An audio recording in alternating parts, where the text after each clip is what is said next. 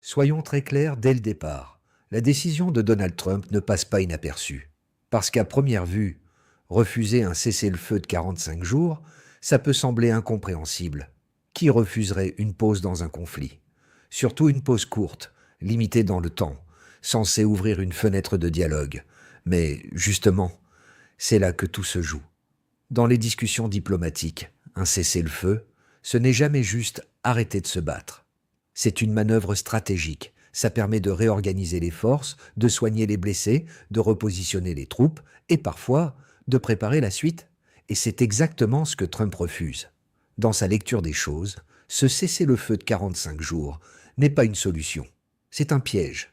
Un piège qui permettrait à l'adversaire de respirer, de se renforcer et de revenir encore plus puissant. Autrement dit, tu crois calmer la situation. Mais en réalité, tu repousses le problème. Et ce raisonnement est central. Parce que pour lui, le timing est essentiel.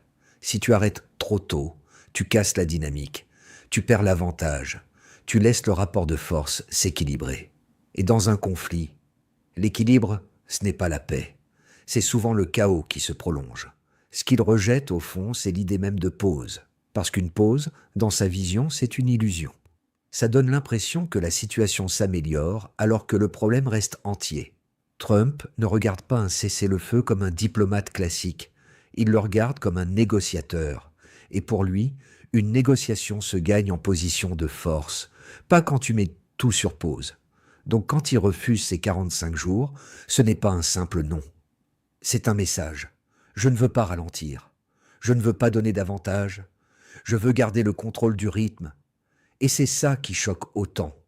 Parce que là où certains voient une opportunité de désescalade, lui voit une perte de momentum.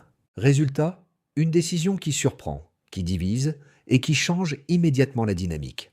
Parce qu'à partir du moment où tu refuses une pause, tu choisis clairement la continuité de la confrontation. Pour comprendre cette décision, il faut aller beaucoup plus loin que l'actualité immédiate. Il faut comprendre comment Donald Trump voit le monde. Trump ne raisonne pas comme un diplomate classique. Il ne croit pas vraiment aux compromis temporaires ou aux équilibres fragiles. Sa vision est beaucoup plus directe, beaucoup plus binaire. Il y a des gagnants et des perdants. Entre les deux, presque rien. Dans cette logique, un cessez-le-feu n'est pas une avancée. C'est une interruption. Une interruption qui casse la dynamique, qui brouille les positions et qui empêche de trancher le rapport de force. Pour lui, la puissance est la clé.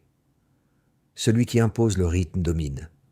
Celui qui ralentit s'expose. Il privilégie la pression constante, teste les limites, refuse de céder du terrain, même temporairement.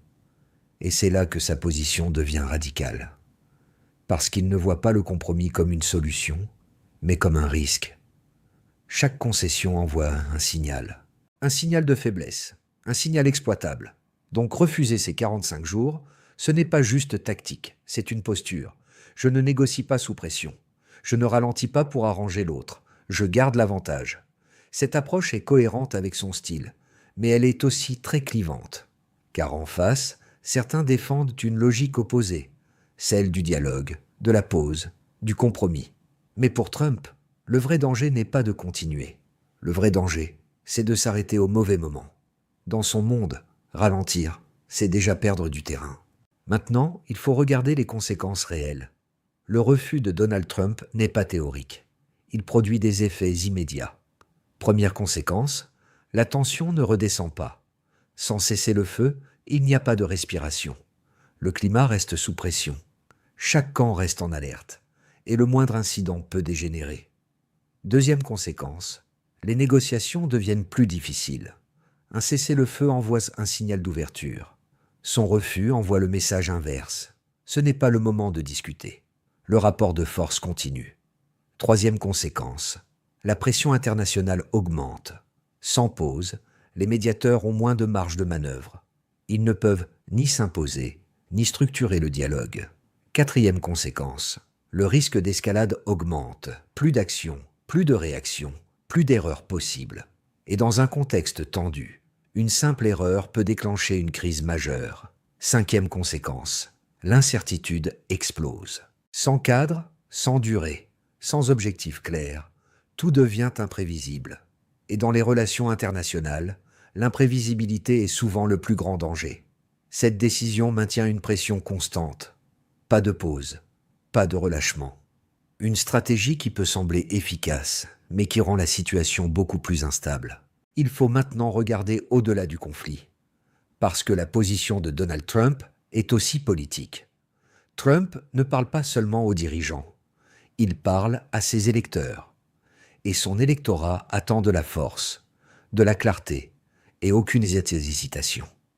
Accepter un cessez-le-feu pourrait être perçu comme un signe de faiblesse, un recul, une concession. Or, toute son image repose sur l'inverse. Il ne recule pas, il impose, il tranche.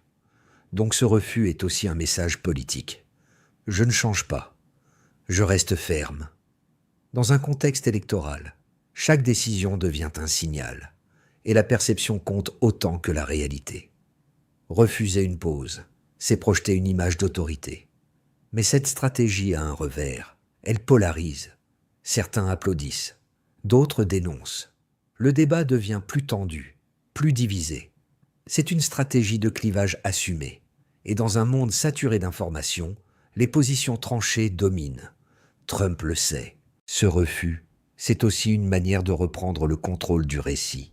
On arrive au point le plus important. Refuser un cessez-le-feu, c'est prendre un pari risqué. 2 scénarios sont possibles. Premier scénario, la pression fonctionne. L'adversaire s'épuise, le rapport de force bascule et la stratégie est validée. Trump apparaît alors comme celui qui a tenu bon. Mais il y a un deuxième scénario, et il est plus inquiétant. La situation s'enlise. Sans pause, la tension ne diminue jamais. Elle s'accumule. Et cette pression peut produire l'effet inverse. Le conflit dure, les conséquences s'aggravent. On entre dans une spirale. Plus de tension, moins de marge pour reculer. Et à force de refuser toute pause, les options de sortie disparaissent. Les acteurs se retrouvent piégés. Impossible de reculer sans perdre la face. Impossible de négocier sans paraître faible. C'est un verrou stratégique, et une fois installé, chaque décision devient plus dangereuse. Il y a aussi l'imprévu. Une erreur, une mauvaise interprétation, une réaction excessive. Et tout peut basculer. Sans cadre, rien ne limite l'escalade. Le vrai risque, ce n'est pas juste de continuer. C'est de perdre le contrôle. La question est simple. Est-ce que cette fermeté maîtrise la situation, ou est-ce qu'elle la rend incontrôlable? Parce que dans l'histoire, ce sont souvent les stratégies les plus rigides qui deviennent les plus dangereuses. Et ici, Donald Trump joue une carte claire. Ne rien lâcher. Aller jusqu'au bout. Mais dans ce type de pari, la frontière entre contrôle et chaos est extrêmement fine.